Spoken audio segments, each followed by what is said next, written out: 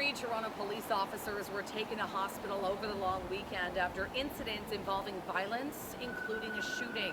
And these events are escalating concerns within the force. We're extremely lucky we're not going to a funeral, quite honestly, and it terrifies me every time I hear these calls. A Toronto police officer who was shot while off duty on Saturday night is recovering from a bullet to the leg. He's also being hailed a hero after spotting a man wanted for attempted murder near King and Bathurst. The 6-year veteran then called for backup and was shot while assisting uniformed officers with making the arrest.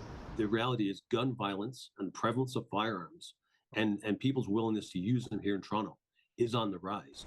2 other cops suffered injuries after being called to the Vaughan Road and Dufferin area on Monday afternoon to assist a parking enforcement officer who was allegedly being verbally threatened during an interaction with a driver. This is another incident where our members were assaulted because people are becoming violent over a parking ticket. Then back on Friday, an officer was assaulted while checking on a man sleeping in a car. Turns out the car was stolen.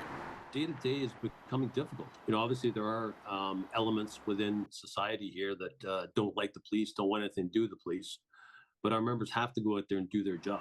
And the increase in violence, it's both our uniform and our civilian members who are doing parking enforcement duties as well, is unacceptable. It needs to stop. This comes just a couple of weeks after the police chief spoke out about the staggering abuse parking enforcement officers are experiencing while on the job. In 2023, there were 46 assaults. That's up from 15 in 2022. So far this year, at least 27 assaults have been reported. The president of the Toronto Police Association tells me officers are also being verbally abused like never before. Unfortunately, it's becoming more and more difficult and dangerous here in Toronto. And, I do worry about our mental health for our members. I worry about, recruiting, retention for our members.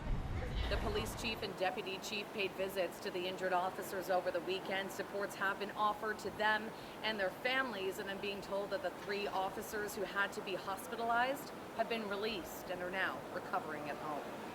Shaunna Hunt, City News.